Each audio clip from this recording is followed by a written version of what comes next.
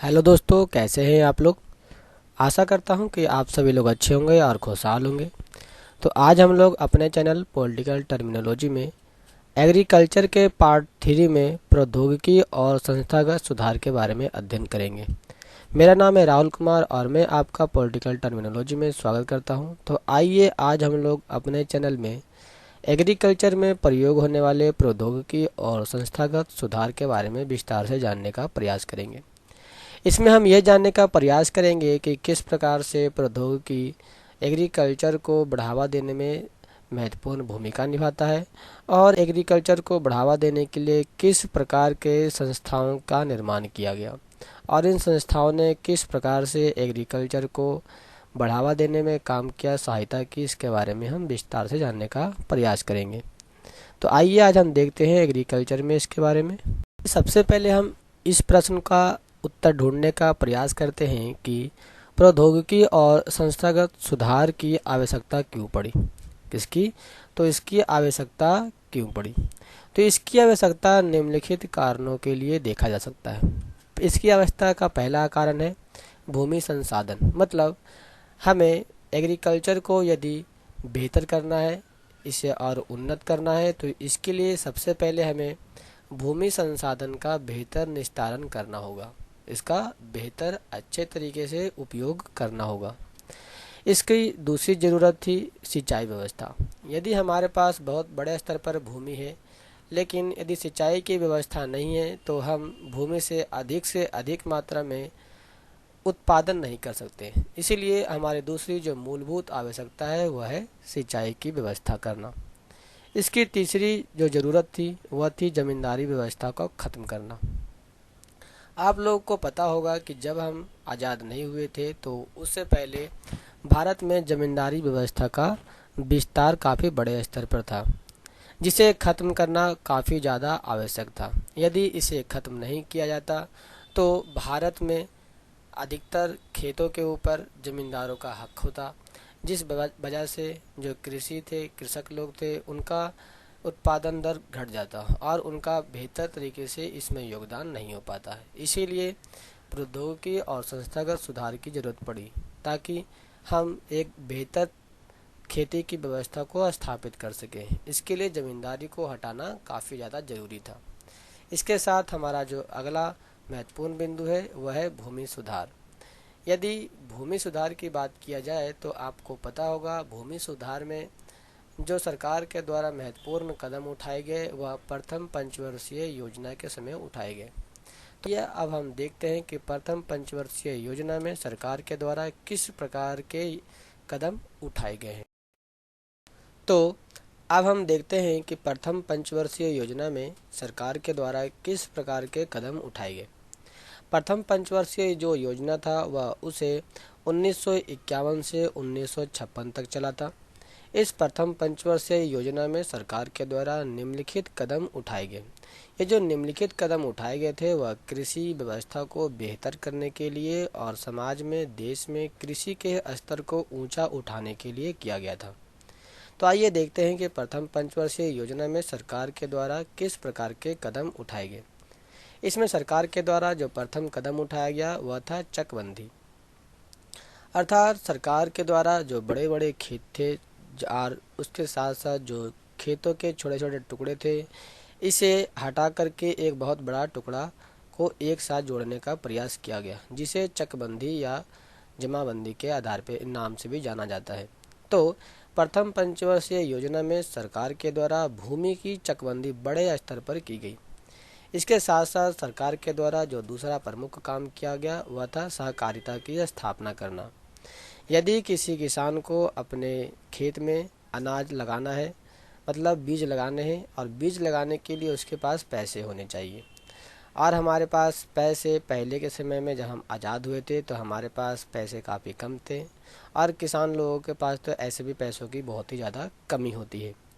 तो इससे उबरने के लिए सरकार ने सहकारिता की स्थापना की, जिससे स्थानीय स्तर पर लोगों को, मतलब किसानों को, छोटी मोटी आमदनी आसानी से उपलब्ध हो सके। सरकार के द्वारा जो तीसरा प्रमुख काम किया गया वह था जमींदारी व्यवस्था की खात्मा करना। मतलब जब हम लोग आज़ाद हुए थे तो उस समय भारत में ज़मींदारी व्यवस्था काफ़ी बड़े स्तर पर फैली हुई थी और उसके पहले भी थी। लेकिन बाद में सरकार के द्वारा ज़मींदारी व्यवस्था को बड़े स्तर पर ख़त्म किया गया। कितने स्तर पर? तो विश्व के काफ़ी भारत के काफ़ी बड़े स्तर पर, जो भारत में काफ़ी बड़े बड़े जो रियासत थे, उनकी जो जो ज़मींदारी थी, उन सभी को ख़त्म कर दिया गया। ये कब किया गया? तो प्रथम पंचवर्षीय योजना के समय में किया गया। इसके साथ साथ सरकार ने भूमि सुधार जैसे कई सारे कानूनों को लागू किया, जिसमें ज़मींदारों की जो ज़मीन थी उसे छोटे छोटे किसानों में बांट दिया गया। इसके साथ सरकार ने पांचवा जो प्रमुख कदम उठाया वह था सिंचाई और ऊर्जा की व्यवस्था करना, क्योंकि बिना सिंचाई के हम किसी भी प्रकार के उत्पादन को अंजाम नहीं दे सकते और सिंचाई व्यवस्था के लिए ऊर्जा की बहुत ही ज़्यादा ज़रूरत थी। यदि हमें नहर से, तालाब से, नदी से, कुएं से या हैंडपंप के माध्यम से यदि पानी निकालना है तो इसके लिए हमें काफ़ी बड़े स्तर पर ऊर्जा की आवश्यकता होती है। और यह ऊर्जा पहले के समय में डीजल, पेट्रोल, केरोसिन तेल, घासलेट जिसे कहते हैं, जिसका प्रयोग करके हम सिंचाई की व्यवस्था को पूरा करते थे।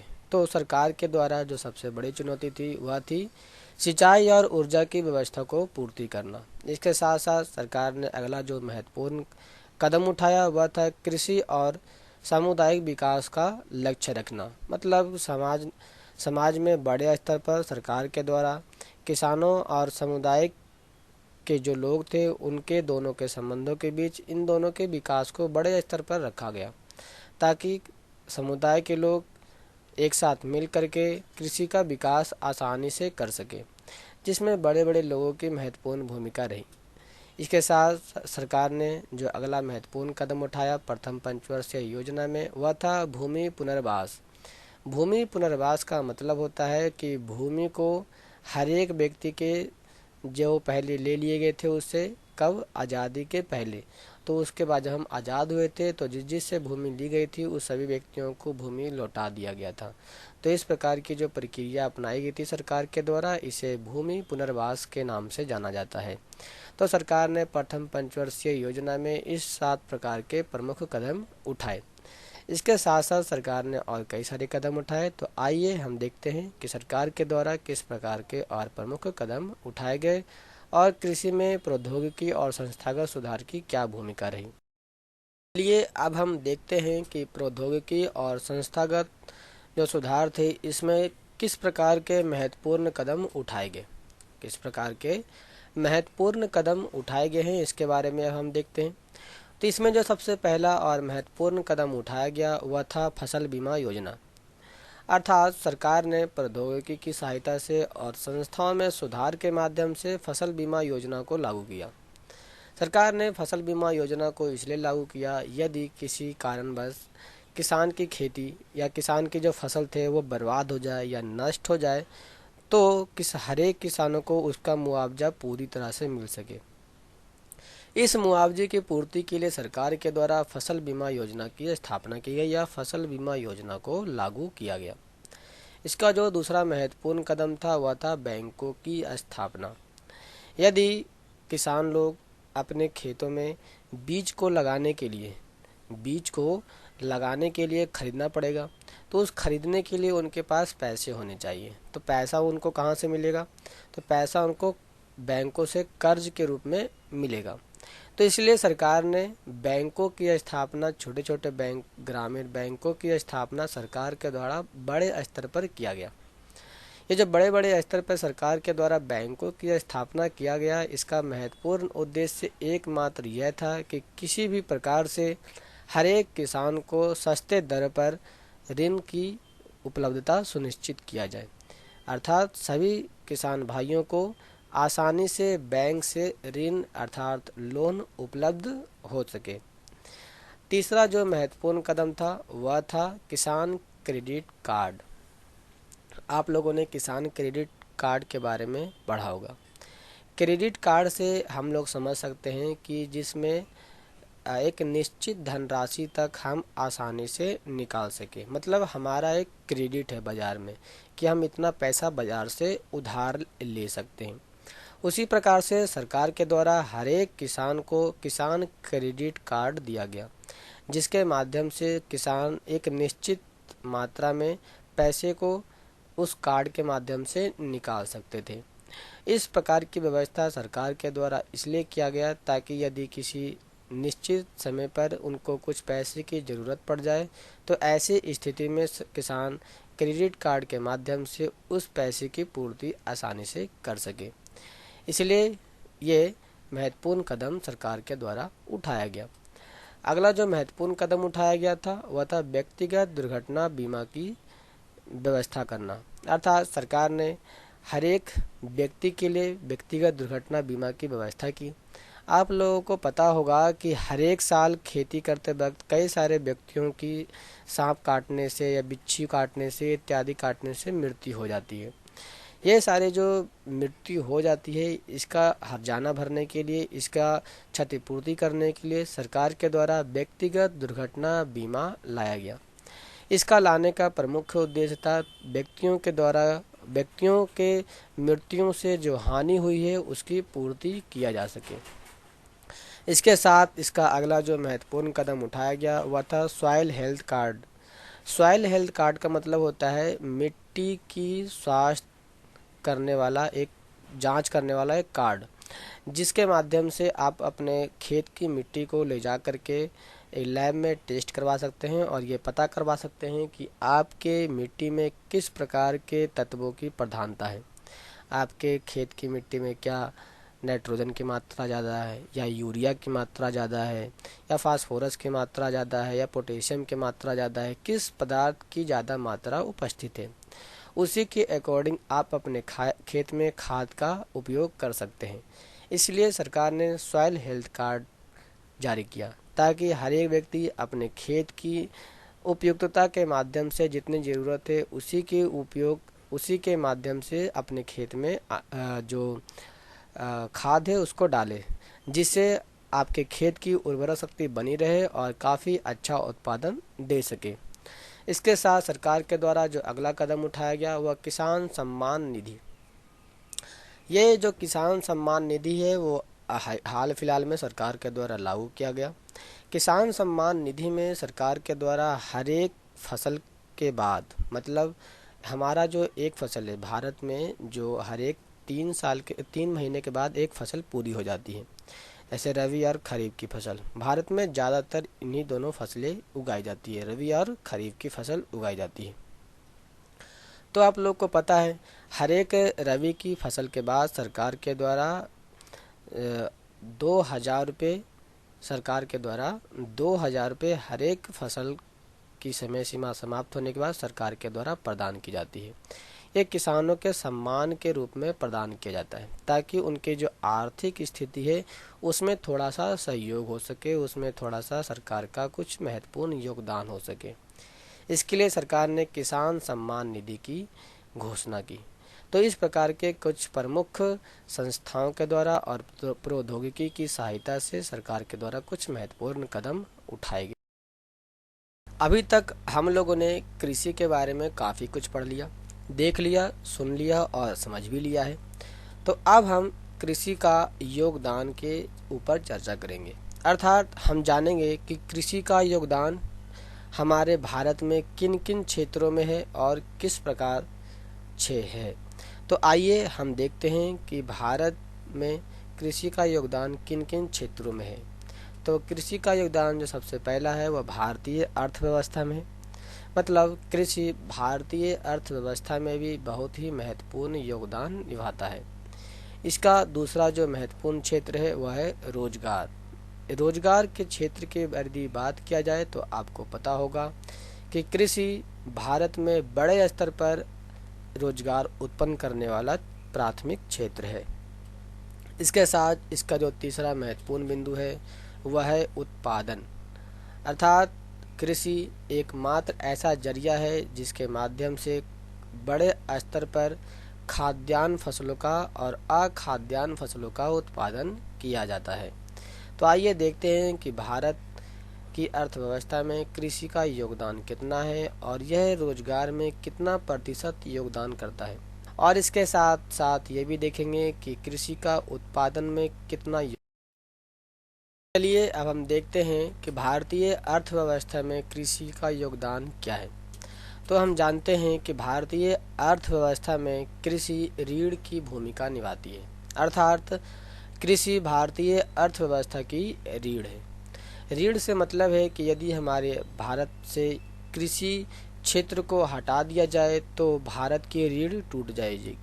मतलब भारत को जो सबसे ज़्यादा आमदनी होता है या फिर भारत को प्राप्त होने वाला आय का सबसे बड़ा जरिया एक कृषि ही है। इसलिए भारत में कृषि को अर्थव्यवस्था की रीढ़ समझी जाती है।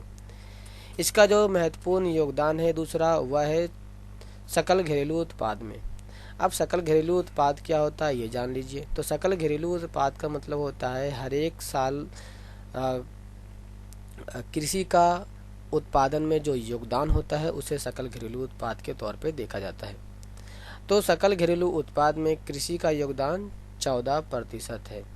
अर्थात भारत में कुल 100% उत्पादन क्षमता या फिर किसी को भी 100% मान लिया जाए सकल घरेलू उत्पाद में, तो उसमें 14% जो योगदान है वह किसका है, तो वह है कृषि का है, एग्रीकल्चर का है।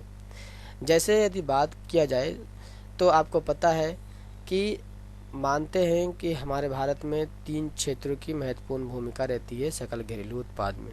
पहला है एग्रीकल्चर, दूसरा है औद्योगिक, तीसरा है सर्विस सेक्टर। यदि इन तीनों सेक्टर से मिलाकर के 100% होता है तो उसमें 14% जो योगदान है वो किसका होता है, तो वह होता है एग्रीकल्चर का होता है। इसका जो तीसरा महत्वपूर्ण योगदान है वह है निर्यात में। तो भारत से कुल जितना भी निर्यात किया जाता है उसका 10% निर्यात एग्रीकल्चर क्षेत्र से किया जाता है। अर्थात भारतीय अर्थव्यवस्था में कृषि निर्यात का 10% योगदान रखता है। इसका जो अगला महत्वपूर्ण योगदान है वह है भारत के एक बहुत ही बड़े आबादी के लिए खाद्य की सुरक्षा व्यवस्था करना। अर्थात भारत में कुल 1.26 अरब आबादी के लिए एग्रीकल्चर खाद्य की सुरक्षा प्रदान करता है। किसकी, तो खाद्य की सुरक्षा प्रदान करता है। इस प्रकार से भारतीय अर्थव्यवस्था में कृषि का बहुत ही महत्वपूर्ण योगदान है। अब रोजगार के क्षेत्र में देखते हैं कि एग्रीकल्चर का क्या योगदान है। तो इसके महत्वपूर्ण बिंदु में पहला आते हैं कि 2001 में एग्रीकल्चर ने 63% लोगों के लिए रोजगार और आजीविका का साधन उपलब्ध कराया। इसका मतलब यह है कि 2001 में एग्रीकल्चर ने भारत के कुल आबादी का 63% लोगों के लिए रोजगार उत्पन्न किया और 63% लोगों के लिए खाने पीने और आजीविका की व्यवस्था की। इस प्रकार से यदि आप देखें तो आपको पता चलेगा कि भारत में एग्रीकल्चर का काफ़ी बड़े स्तर पर योगदान है। इसके बाद दूसरा जो योगदान आता है वह कृषि आधारित उद्योग में आता है। कृषि आधारित उद्योग कौन कौन से हो सकते हैं, तो वह होते हैं, पहला है बागवानी। बागवानी का मतलब आप समझ सकते हैं कि जिसमें खेतों के बगीचे में किए जाने वाले फसल, इसमें भी काफ़ी बड़े स्तर पर रोजगार का उत्पादन होता है, रोजगार उत्पन्न होता है, जिसमें भी एग्रीकल्चर ने महत्वपूर्ण भूमिका निभाई। इसका जो दूसरा महत्वपूर्ण बिंदु है औद्योगिक कृषि आधारित उद्योग में, वह है कुटीर उद्योग। कुटीर उद्योग एक प्रकार के ग्राम स्तर पर किए जाने वाला उद्योग है जो काफ़ी लोगों के समूहों की सहायता से किया जाता है। यह उद्योग काफ़ी सारे लोगों को एक रोजगार उत्पन्न करने का महत्वपूर्ण जरिया है। इसके माध्यम से गांव के स्थानीय लोगों को छोटे मोटे रोजगार कुछ समय के लिए आसानी से उपलब्ध हो जाया करते हैं। इसका जो तीसरा प्रमुख क्षेत्र है वह है नर्सरी। आप लोगों को पता होगा कि नर्सरी में सामान्यतः छोटे मोटे पौधे, पेड़ पौधे और फूल के पौधे इत्यादि का बगीचा लगाया जाता है, नर्सरी की जाती है और उसको फिर खेतों में लगाए जाने का काम किया जाता है। आप लोगों को पता होगा कि टमाटर का पौधा हो गया और धान का जो पौधा हो गया, इसको लगाने के लिए पहले नर्सरी में तैयार किया जाता है। तो इस प्रकार के क्षेत्र में काफ़ी बड़े स्तर पर नहीं लेकिन कुछ छोटे स्तरों पर भी रोजगार का उत्पादन होता है। तो इस प्रकार से नर्सरी भी कृषि आधारित उद्योग में रोजगार का उत्पादन करने में महत्वपूर्ण भूमिका निभाती है। इसके साथ जो अगला महत्वपूर्ण बिंदु है वह है मधुमक्खी पालन। आप लोग को पता होगा कि भारत में मधुमक्खी पालन काफ़ी बड़े स्तर पर किया जाता है। इस क्षेत्र से भी काफ़ी बड़े स्तर पर रोजगार का उत्पादन होता है, रोजगार का सृजन होता है। ये जो रोजगार का सृजन है यह भी कृषि आधारित उद्योग में ही आता है। तो इस प्रकार से रोजगार के क्षेत्र में कृषि का योगदान काफ़ी बड़े स्तर पर। ये अब हम कृषि के उत्पादन में योगदान के ऊपर चर्चा करते हैं कि उत्पादन में कृषि का क्या योगदान है और कितना योगदान है। तो हम सबसे पहले खाद्य फसल की चर्चा करते हैं और दूसरा अखाद्य फसल की। तो खाद्य फसल में आप लोगों को पता होगा कौन कौन से फसल आते हैं। तो इसमें आता है धान, दूसरा गेहूं और तीसरा मोटा अनाज। ये सारे ऐसे फसल हैं जहां पर खाद्य फसलों के रूप में इसका इस्तेमाल किया जाता है। तो एग्रीकल्चर से ये कुछ प्रमुख क्षेत्र है जहां से खाद्य फसलों का उत्पादन किया जाता है। ये जो खाद्य फसल है इसका भारतीय अर्थव्यवस्था में और भारतीय संस्कृति में काफ़ी ज़्यादा योगदान है। इसमें काफ़ी सारे ऐसे अनाज पाए जाते हैं जिसमें कई सारे, जैसे कि आज के समय में आप लोग को पता होगा कि आजकल के जो बिस्किट आते हैं, जो कई सारे प्रोडक्ट आते हैं, उसमें लिखा रहता है, खाने पीने के जो प्रोडक्ट आते हैं उसमें लिखा रहता है कि 5 ग्रेन आटा है, 4 ग्रेन आटा है, 6 ग्रेन आटा है, 8 ग्रेन आटा है। ये जो ग्रेन आटा जो आपको बताया जाता है ये एक प्रकार से कई प्रकार के फसली खाद्य फसलों पौधों का या जो अनाज होता है उनका एक मिश्रण होता है। तो और दूसरा आता है खाद्य फसल, और पहला आता है खाद्य और दूसरा आता है अखाद्य फसल। तो अब देखते हैं अखाद्य फसल में कौन कौन से फसलें आती हैं। तो इसमें आता है आपका बागवानी फसल और दूसरा आता है रेशेदार फसल। बागवानी फसलों में वह फसलें आती हैं जिसे बागवानी के स्तर पर उगाया जाता है, और रेशेदार फसलें में वह फसलें आती है जिसका रेशे के रूप में इस्तेमाल किया जाता है, जैसे रेशम, पटसन इत्यादि फसलें। तो इस प्रकार से उत्पादन में भी कृषि का महत्वपूर्ण योगदान है। इसके बारे में हमने अपने पार्ट 2 के एग्रीकल्चर के पार्ट 2 के वीडियो में पढ़ चुके थे। आपको यदि इसके बारे में ज़्यादा जानना है आप देख सकते हैं कि हमने खाद्य फसल और अखाद्य फसलों को किस प्रकार से डिवाइड किया है, किस प्रकार के फसल होते हैं, किस समय में लगाए जाते हैं और किस समय में काटे जाते हैं। इनकी महत्वपूर्ण और पूरी जानकारी आपको इस पे मिल जाएगी। तो आइए अब हम देखते हैं सेकंड। हमारा जो अगला महत्वपूर्ण बिंदु है वह है कृषि के आधुनिकीकरण के लिए किए गए प्रयास। आप लोग को पता होगा कि भारत में कृषि के आधुनिकीकरण के लिए कई सारे प्रयास किए गए। तो इसमें जो पहला प्रमुख प्रयास किया गया वह था परंपरागत तकनीक के स्थान पर आधुनिक तकनीक को लाया जाना। पहले के समय में लोग खेती करने के लिए हल, कुदाल, चपाड़ या फिर छोटे मोटे औजारों की सहायता से खेती किया करते थे। अब इसकी जगह पे काफ़ी बड़े अत्याधुनिक तकनीक को लाया गया, जैसे ट्रैक्टर इत्यादि। ट्रैक्टर लाया गया और इसके साथ साथ बड़े बड़े मशीन लाए गए जिसके माध्यम से एक ही टाइम में कई सारे बड़े बड़े खेतों को एक साथ काफ़ी कम टाइम में काटा जा सके। तो इस प्रकार की तकनीक को भारतीय कृषि में लाया गया। इसका जो दूसरा महत्वपूर्ण प्रयास किया गया वह भारतीय कृषि में अनुसंधान परिषद की स्थापना के रूप में किया गया। यदि हमें कृषि में अत्याधुनिकीकरण करना है, कृषि में वैरायटी लानी है और कृषि में बेहतर करना है तो इसके लिए कृषि क्षेत्र में अनुसंधान भी होना बहुत ही ज़्यादा जरूरी है।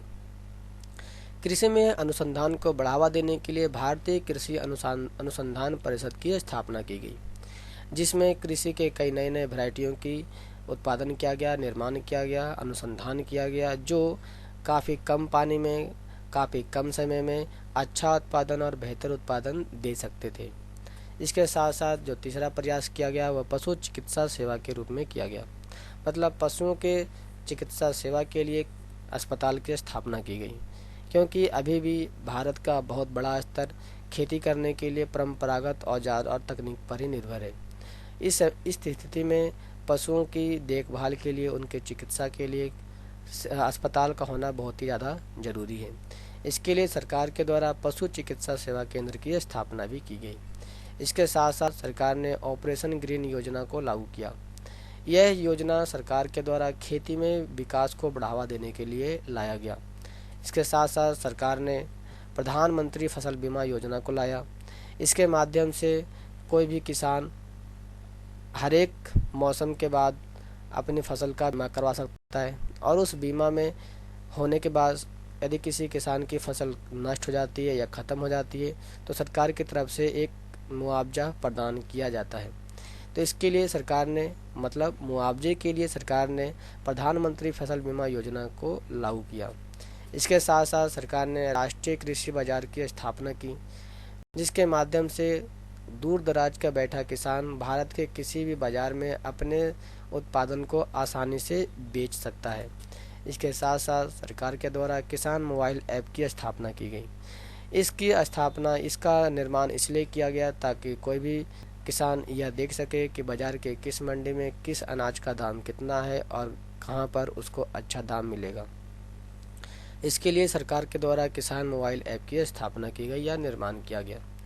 तो आपको इतना दस होगा। तो आइए अब हम नेक्स्ट चैप्टर में खाद्य सुरक्षा के बारे में पढ़ेंगे, जिसमें हम काफ़ी सारे बातों के बारे में विस्तार से जानने का प्रयास करेंगे। तो अभी तक आपने जो हमारा चैनल देखा, वीडियो देखा, यदि आपको अच्छा लगे तो आप इसको लाइक, शेयर और सब्सक्राइब कर सकते हैं। तो मिलते हैं हम अपने नेक्स्ट वीडियो में, तब तक के लिए धन्यवाद। और आप हमारे चैनल को सब्सक्राइब, लाइक और शेयर ज़रूर करें। चलिए मिलते हैं फिर हम नेक्स्ट वीडियो।